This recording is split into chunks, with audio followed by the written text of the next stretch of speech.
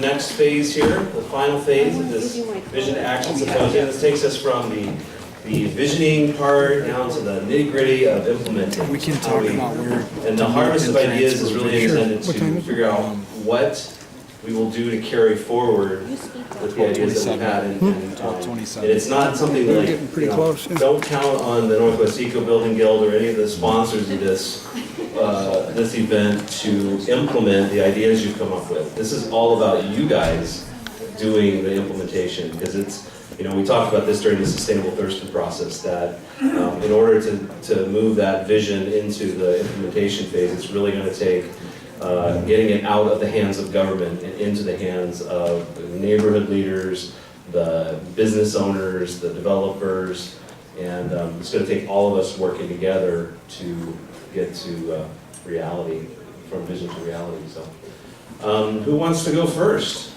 with a harvestable idea? Graham.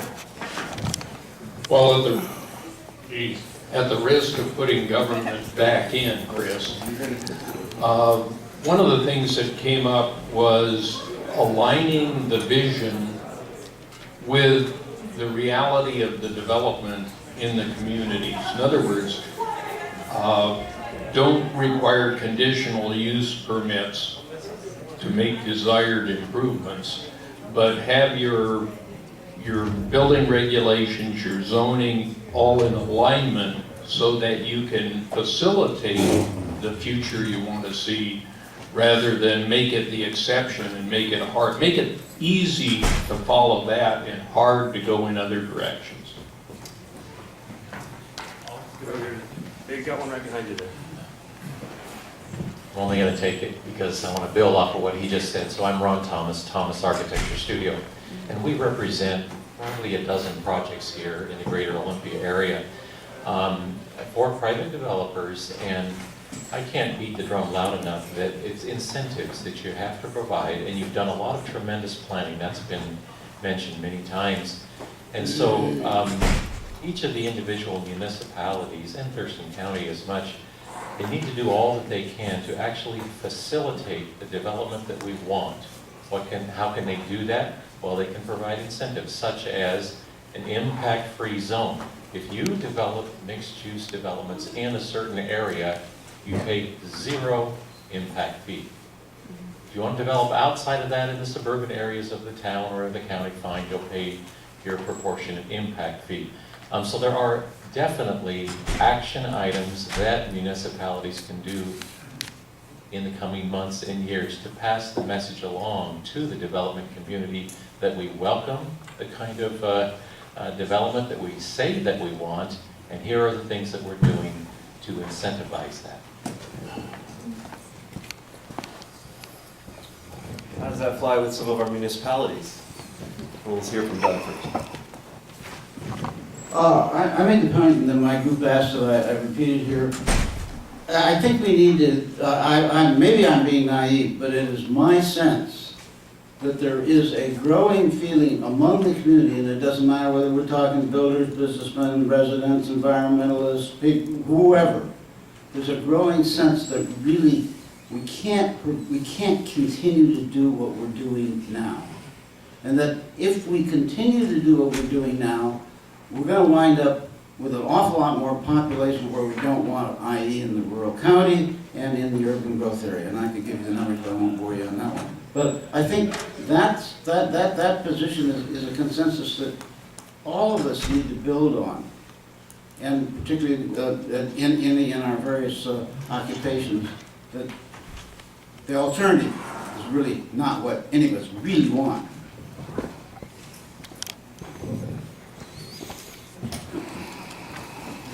George, Thank you, Chris. I'm convinced, I said it on part of that workshop, and I'm convinced that the answer lies locally with the financial communities of credit unions. Most of us belong to credit unions these days because they are us. And the people that invest there are local people, and they live here, and if they understood the game, they would say to their board of directors, we want our money invested locally. The banks aren't going to do it because they can't package and sell residential opportunities to Wall Street banks, because they don't want to deal with lawsuits. But if we say we want our investment in the community, that would be a way of funneling financial support to those kind of projects. It's just really simple in a way.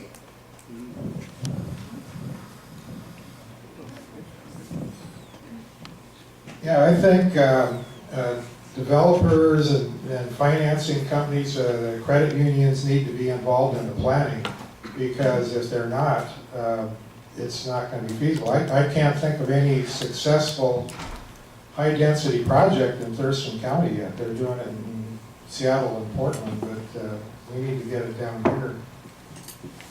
I'm going to point out that the Urban Corridors Task Force is a unique example that they're, at least at that one workshop that they had in August of 2011, there was a lot of voices heard, and if you remember in your registration packet we sent out, there's a link to the entire set of notes from there, and there's a lot of really good information from feedback from the development community about what they could see and where the barriers were. So I would really encourage people to refer back to it if you haven't already read that.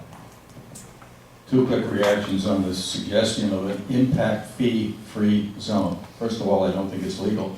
Secondly, I don't think it'll work, because all you do is give a bonus to the owners of the land, who will increase their price for the land. When any cost comes off of a building project, the land value goes up. I'm sorry, I keep doing this to Bob. He's absolutely wrong. There is authorization within the impact fee statute that allows for the creation of impact zones without impact fees. It does require the local government to cover the concomitant cost, but it can be done, and I think it is a tool that any jurisdiction in Thurston County that has impact fees could use to encourage development of a scale and in a location that is green and meets our vision. I wish I had two of these wandering mics. I'd get over here to Karen.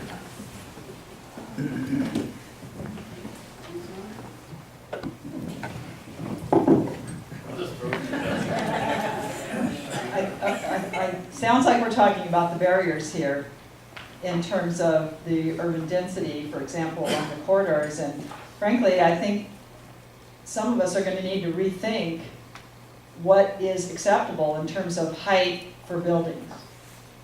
If we say we don't want our views blocked, then the height needs to go somewhere, or the sprawl and the development is going to spread out, and we're going to need to build more impervious surfaces. So how do we reduce impervious surface? We go up. How high do we have to go up? Higher than 3 stories.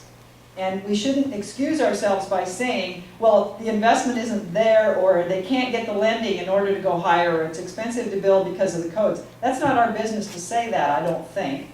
I would like to see the opportunity for some higher buildings along these corridors to happen at some of the nodes that might occur, the Safeway District and the Brewery area, some of the areas in Tumwater or out along Martin Way. Why wouldn't we want higher buildings for less expensive apartments to be rented or owned by people?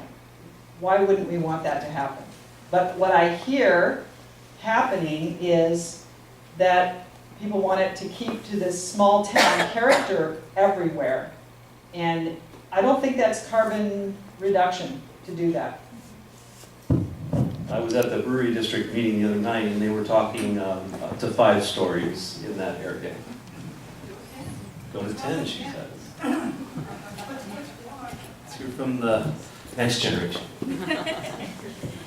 Our group actually ended up talking a lot about the political climate and how to really get things done. Because what creates barriers and roadblocks on a community level. And I think that there is an educational component that really needs to be talked about in the ideas of revitalization versus unsustainable gentrification. I think often when people hear development, they instantly think of, the community isn't going to look like us anymore, it's going to be gentrified, and it's not going to be a positive experience, and it's actually going to end up like creating a lot more waste and not having like sustainable building structures.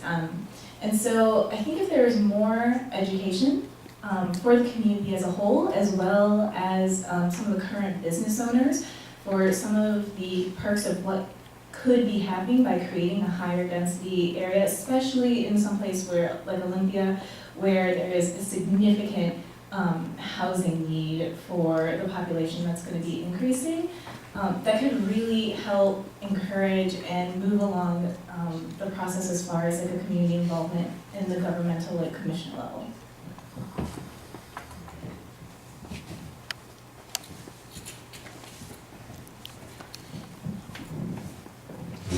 And building on those thoughts, another area that our group got into was the whole community engagement area.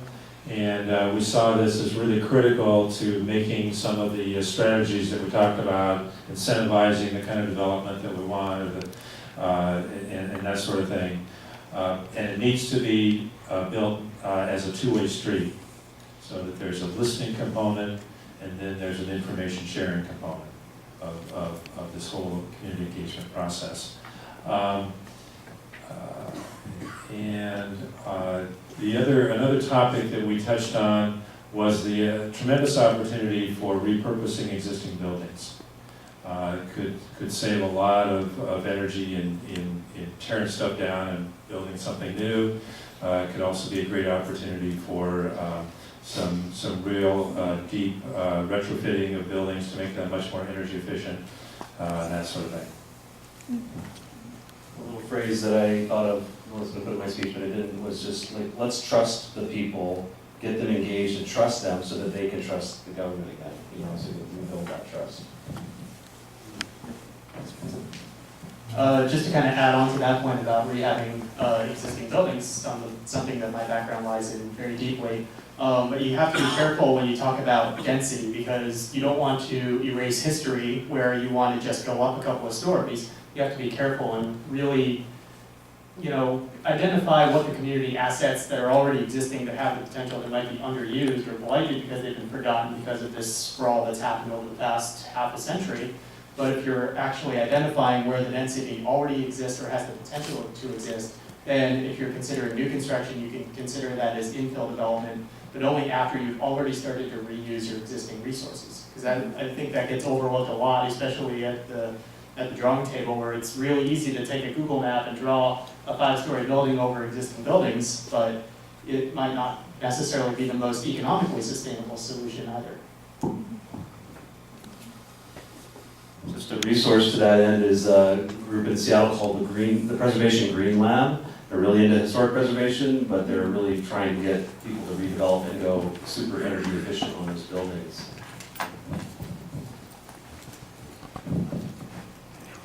So this may have come up while our group was still sort of reconvening down in here, but one of the things that we talked about is that we are a small community, and sometimes we forget about that.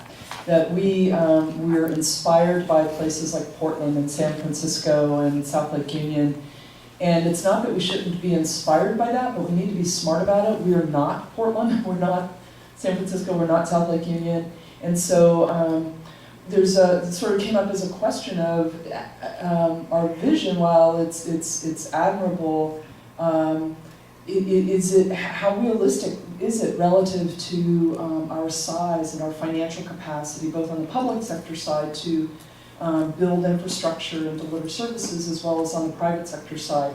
And it's not to say that we don't retain that vision and aspire to it, but now I'm going to inject this in and say, I think it's about being strategic. Because we can't do everything everywhere at once. We are a small suburban community, and we talk about suburban as if it's a bad thing, but that's what we are.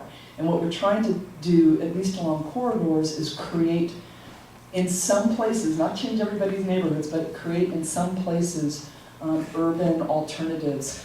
And then the key to that is going to be not just community support and community education, but it's got to pencil out in the marketplace. And maybe we need to be doing a better job on the public sector side of doing some more market-based analysis to see what's going to pencil out, which then sort of begs the question, when we do our market studies, are we looking at it just for the boulevard in Tumwater? But Tumwater doesn't want to cannibalize investment. You know, as a region, we're not going to succeed if one of our communities is cannibalizing the investment from another community. So, and I don't know the answer to this, but what is the appropriate scale of market analysis? What can our region hope to attract in the way of private sector investment?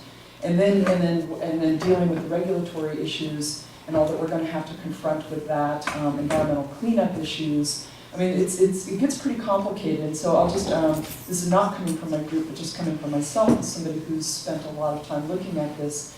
I think that the community, engaging the community is really important, but it's also important to remember community is not, I'm going to say just, for the camera, just neighborhood associations. Neighborhoods are really important, but so are business communities. And the earlier comment about, well, we can look at some of these strip malls and tear them down and rebuild them as something else. One of the things we found in the Capitol Boulevard study and that market analysis is if you look at Southgate, and at Southgate Mall, which people like me, I'll tell you, a year ago, I was like, oh, that's a liability. We want to replace those things with fancy, new, urban, walkable, mixed-use development. Then what you're doing is displacing small mom-and-pop businesses who can afford to be there because the rent is low, because those old strip malls were paid off decades ago. And what the property owners told us was that why should they, first of all, kick out all their tenants, assume a whole lot of financial liability, and then try to rent back up. But the folks who are in there now, Ramirez isn't going to go back in if that's a new construction, new mixed-use development. Now do we even have the market to create businesses that are going to pay that kind of rent? That's not our market. Our market is small mom and pop businesses, and we have to figure out, like Chris featured in an earlier symposium, how to capitalize off of these things that sometimes we look at as liabilities and turn them into assets, or else, I mean, we're just not Portland. We're not going to completely redevelop these areas. So getting more savvy about the market side of it, as well as the community support side of it, I think is key as we go forward. And who usually does the work of redevelopment? Is it big outside companies, or it's our local builders and Well, I think Sarah's correct in her analysis, but I think Karen Messmer hit the nail on the head when she said we have to get serious about raising the height of our buildings to allow greater density along these corridors.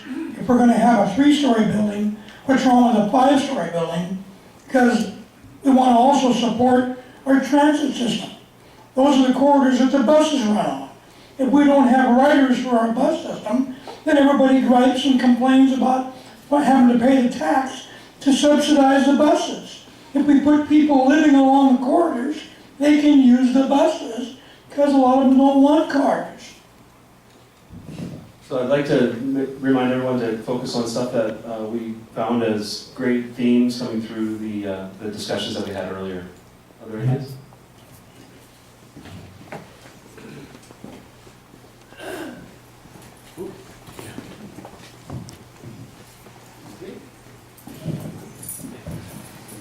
So to carry on to what Farah was saying, our group really discussed a lot about the sort of the market-based realities of what we're trying to accomplish. And part of that, we can have all these community conversations and we could say we want this, or this is the vision that we want to aspire for. The private sector component of it, it will all be based off of one thing. They're not going to do this altruistically. It will be return on investment for them. So there has to be the ability for those that would make the types of investments to do the type of development that we want to see to actually return on the dollars that they're putting into it. And so I think that goes hand in hand with what Farah was saying of we have to be very realistic about what we are as a community, the size, the scale, the scope of what we can actually do here. I think that some of the ideas of these big mixed-use developments we may not be there yet, and we may not be there for a long time. So maybe the scope and size of what we should be aiming to accomplish needs to be more in line with who we really are as a suburban community. So.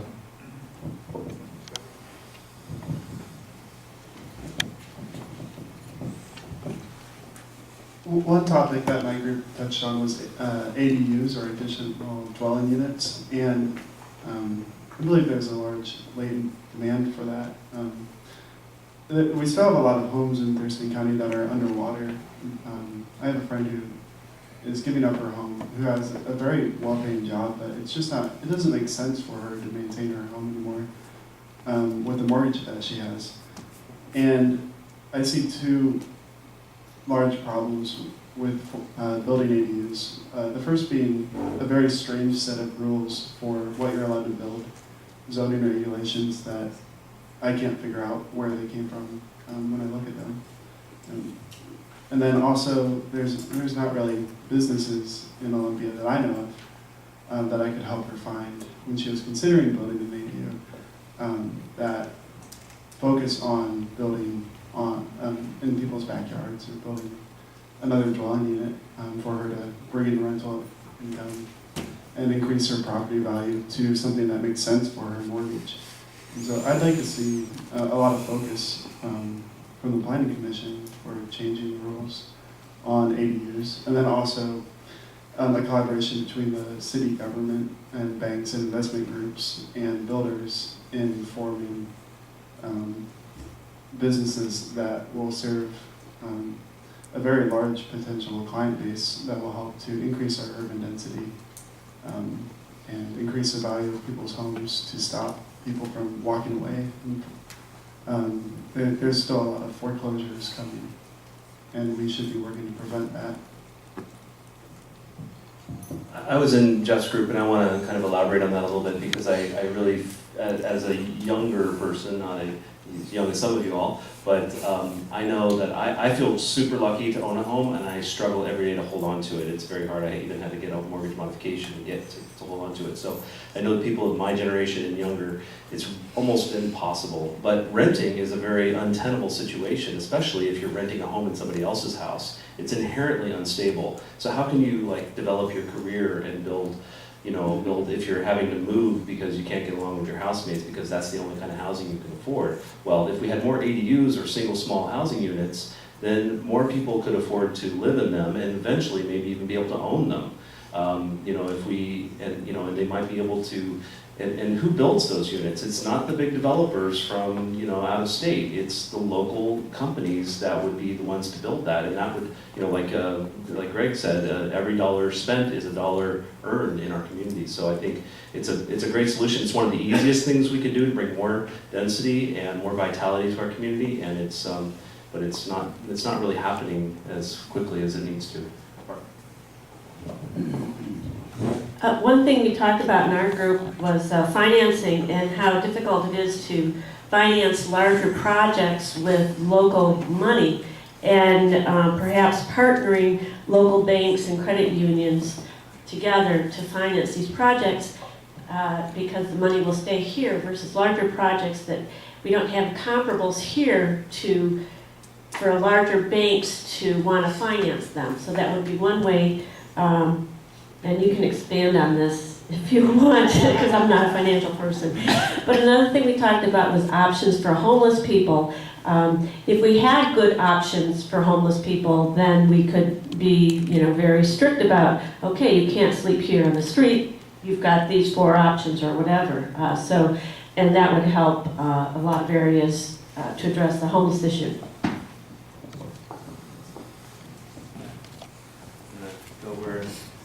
Craig, I'm coming over to you, and then Doug, and then Greg, and Greg, before I did. I'm getting my exercise today. Okay, one of the things that our group didn't want to lose sight of was one of the things that the keynote speaker mentioned, and that is to find out what the people are interested in and give them what they want. And it wasn't just give them what they want, but it was to let them know what was needed in order to achieve what they wanted. So they went to multi-use. And so I think in these discussions is to remember to, I think our group wanted to remember that point that the keynote speaker made, is find out what the people want and then help them figure out how to get it. I was just going to mention about the accessory dwelling units, and I was going to add a little bit to that. This actually did not come out of the group, but since you brought it up, and as you were saying, the keynote speaker, Doug, or Rex, I'm sorry, was speaking with regards to allowing accessory dwelling units everywhere, and what they can provide with in addition to helping us meet our requirements for meeting growth. That's mandated by the state. They also, can be used to increase the value of the property. And also, I think that, one of the trends that's also going to happen is that you have two generations that are going to be vying for wanting to live inside the city of Olympia and enjoying urbanized services. And that the older generation can actually help the younger generation, because a lot of older generations that are living outside, and I think a lot of financial institutions probably keep this in mind when thinking about financing an accessory dwelling unit, is that as people release their homes and they want to downsize, maybe an accessory dwelling unit is perfect, and maybe they want to live closer to their family, maybe they can live in a backyard, maybe if we provide a range of innovative designs and types, and also encourage the green development, that might help kind of kickstart this whole process. Sounds good. Seems like an area of broad agreement. I wonder if there are any reservations. Very good. We use the term ADUs or accessory dwelling units. The Sustainable Development Plan spoke to it, and there are a variety of different diversity of housing types. It isn't just ADUs, it's granny flats. One of the things the lady brought up in our group was what's called podments, which they're doing up in Seattle. It's co-housing. There's a whole variety of different techniques that can be employed. The key thing here is, and I think there's a lot of demand for that, but the key thing in my mind is, we all need to go talk to our city councils and say, you gotta change the rules in order to allow this to happen. The ADUs are a very good example. In one jurisdiction in this community that will go nameless, over the last 20 years, they have built there have been 55 ADU units built. That's never going to solve the problems at all. There are some examples, like what's done down on, I believe, in Santa Monica, California, of the kinds of rules, the kinds of regulations that will foster these kinds of developments. I think we can learn from others what they can do, and I certainly think we should do so.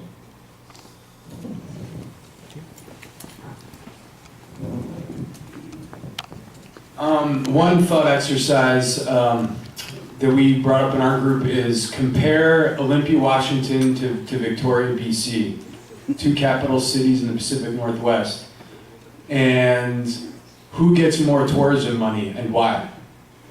And I want to address what was said about business too. I think maybe the best, if you're thinking about the economy as a closed system, you want to bring people in who are going to spend money.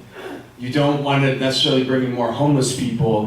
This is a hard conversation we had, because this is the reality of the world we live in. We do not want to live with roommates who are messy, and we certainly don't want to have to deal with bottomless pits as far as helping people. But we do want to help a certain number of people. So how do you build a proverbial moat around your walled city? That is a very sensitive ethical question, but what I'm saying is tourists come, they spend money, and then they leave. That sounds pretty ideal. They don't have to live here. So, and what investments can we make? One of the coolest parts of Olympia is the murals downtown. And how much does that cost to make? And that's what was so inspiring about what Peter had to say, these low-cost, amazing things to make your place a destination, to make where you live a place, and an attractive place, and a place that people want to go to. We have all the elements of Victoria. So what do we need to do to get there? Okay, I'm going to end with Jerry because I want to get you all home on time. Go ahead, Yeah, I think that I'm delighted at the interest in ADUs, but I think we're pushing a door that's open. The Planning Commission last month had a hour-long panel with 3 developers of ADUs. So the city is not standing in the way. The one thing that they agreed on was the city has to be more active in getting the word out to residents that they have this opportunity, and to small builders that the opportunity is there. And the one thing that other cities have done is have public information programs. Santa Cruz went from about 7 units to over 120 in 1 year just by letting people know that this option exists. So don't think the city's standing in the way so far as I understand it. I think it's a case of needing to get the word out. I have one comment about ADUs. Okay, one last comment. Great, appreciate it. You're going to make us late. About ADUs, Portland has allowed people to split houses in half, something that Seattle hasn't done, to increase the housing stock in the single-family homes. So there's an example of where that goes. As far as what the gentleman was talking about before with Victoria has never dealt with this sewage problem until very recently, so it's not the greatest example in our region. But one thing I will say about us compared to them is that we do have some dynamic accumulators, and those are the things that we need to move towards that will draw people, like you said, murals, things that make people honor and respect the community and movement. Thank you, Chris, and thank you, everyone. I want to say a couple of special thank yous before you all leave. One is to Walt and Bird for filming today. I'm not sure what we'll be able to do with this footage, but we'll try to do something. I really appreciate you. I mean, it's a really great conversation, but it's just really great to have that footage. So thank you, and also to TCTV for supporting that. I also want to thank local business, Batdorf and Bronson, for keeping us all awake. All the coffee was donated by B&D, and I'll meet you there on my bike, and we'll talk about some of those bike rack issues. So, and thank you to everyone who's attending and participating so dynamically. It's just a great thing. Our next Vision Action Symposium is going to take it one step closer to implementation, where we go from the big level plan down to the sub-area planning, really to talk about what makes a good sub-area planning process, and how does that engagement, that public engagement work, not just in planning, but in real time, in the neighborhood, in the, the abandoned lot where the new parklet is going in, or whatever. How do we kind of use that engagement opportunity to enhance our whole relationship with each other? And so hope that's on Friday, December 6th in Olympia City Hall. And then we're shooting in February for a symposium called Healthy Energy Retrofits for Rental Housing, to try to deal with the incentive mismatch between landlords and renters who want to live and really should have a right to live in a healthy, energy efficient home. So and we'll just keep going after that. So anyway, thank you all for coming. Please leave your name tags at the door so that we can use them next time, and take each other's business cards. We'll keep the conversation going.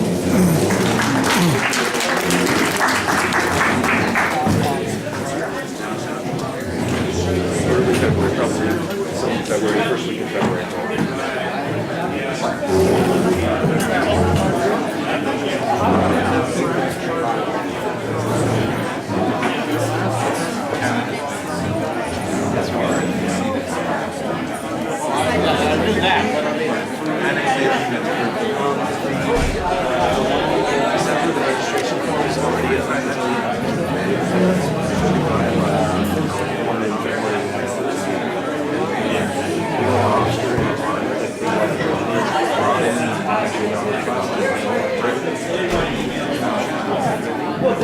And those of you who are volunteers today, please stick around and help us pack up. We got a lot of packing to do.